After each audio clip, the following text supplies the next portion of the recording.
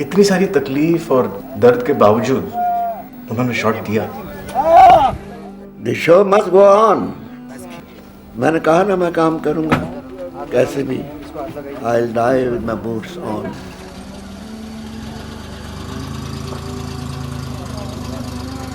हंगल साहब को लगी चोट तो पहली अड़चन थी, पर ऐसी बहुत सी वजहों से शेड्यूल लड़खड़ाता रहा।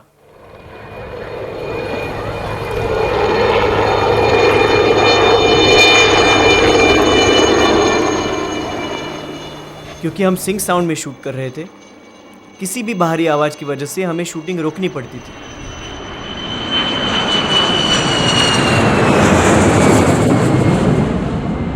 जो भुज जो एरिया है वो एक एयर बेस है, तो वहाँ पे जो जेट्स, फाइटर जेट्स उड़ते थे दिन में 3-4 दफ़ा। जेट प्लेन तो आके निकल जाता था, लेकिन उसकी आवाज़ बहुत पहले से आती थी और बहुत देर तक रहती थी। जब भी जेट प्लेन उड़ता था तो हमें कम से कम 20 मिनट के लिए शूटिंग बंद करनी पड़ती थी। और जब जहाज नहीं उड़ते थे तो कच्छ के रेगिस्तान में चल रही हवा की साएं भी शूटिंग रोकने के लिए काफ़ी थी। What have we done in order to हवा को रोकने के लिए क्या किया जा सकता है? हमने माइक पे अलग से कपड़े लगाए हैं, फोम के टुकड़े लगाए, बहुत से तरीके अपनाए, और जब लगा कि अब शायद काम चल जाए तो हवा की स्पीड 20 किलोमीटर और बढ़ जाती।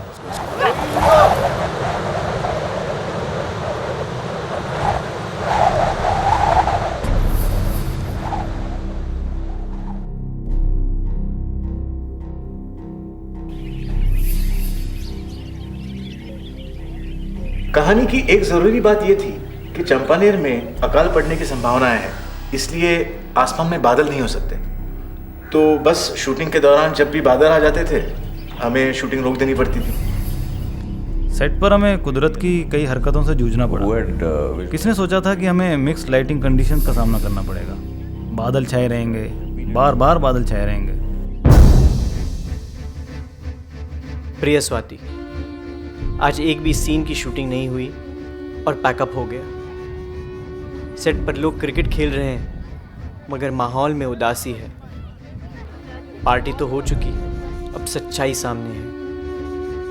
प्रकृति खिलवाड़ कर रही है और शूटिंग का अमूल्य समय बर्बाद हो रहा है, लेकिन हम जूझ रहे हैं। कल हम लोगों ने गांव के 800 लोगों के साथ 24 घंटे शूटिंग की।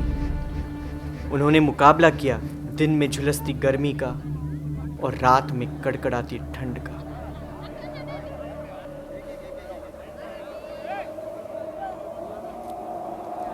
शूटिंग तो हमारी अच्छी चल रही थी, लेकिन जो रफ्तार थी हमारी काम करने की वो बहुत धीमी थी। 1 हफ्ता हुआ, 2 हफ्ते हुए, मैं देख रही थी कि हम लोग बिहाइंड शेड्यूल जा रहे हैं। 3-4 हफ्ते के बाद मेरे को ऐसे लगा by the end of January कि पिक्चर शेड्यूल बहुत ऊपर जा रहा है।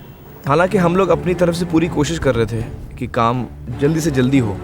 रीना जो हमारी एग्जीक्यूटिव प्रोड्यूसर थी वो उस वक्त बम्बई में थी जब शूटिंग शुरू हुई। पे उनको रिपोर्ट मिलती रहती थी कि काम कैसे जा रहा है। तो एकदम से एक दिन रीना भुज आई शूटिंग पे,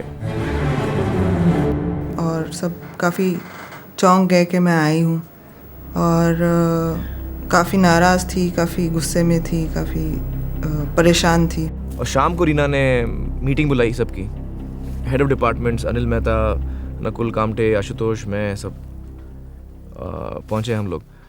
और उस मीटिंग में रीना ने अचानक एक बॉम्ब हम लोग पे गिराया। इसी रफ्तार में आप लोग काम करेंगे तो मैं फ़िल्म यहीं बंद कर रही हूँ। एज एग्जीक्यूटिव प्रोड्यूसर मैं डिसाइड कर रही हूँ कि ये फ़िल्म नहीं बन सकती।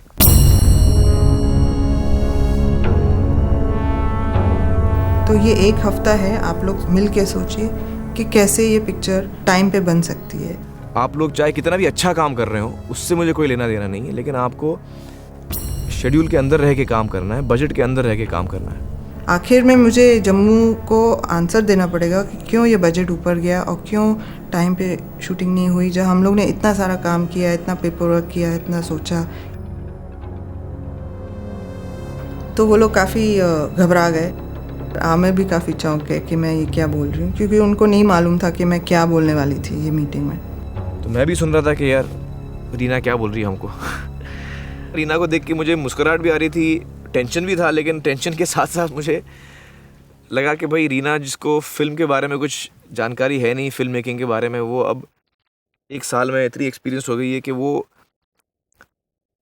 एक ऐसी टीम को डांट रही है एक तरह से जो काफ़ी एक्सपीरियंस्ड है। मतलब मेरा ब्रीफ था कि मुझे प्रोड्यूसर बनना था ये पिक्चर में, जो कन्वेंशनल प्रोड्यूसर है, जो पैसे को बचाता है और ये सब चीज़ें करता है जो आमिर नहीं कर सकते थे। एज एन एक्टर ही उनसे ये काम नहीं होता है।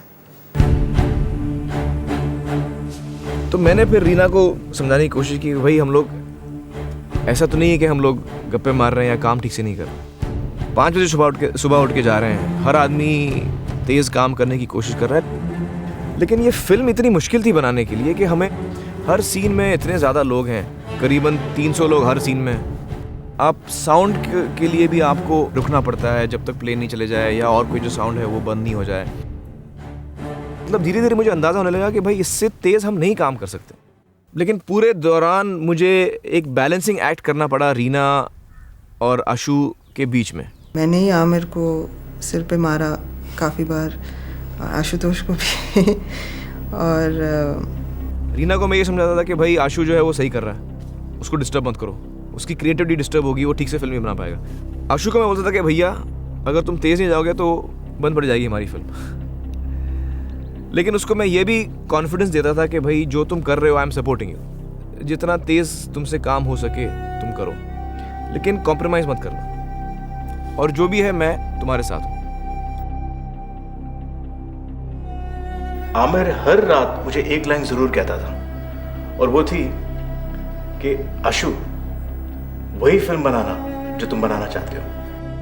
Ash, make the film the way you want to make it. This has been his good night line every night.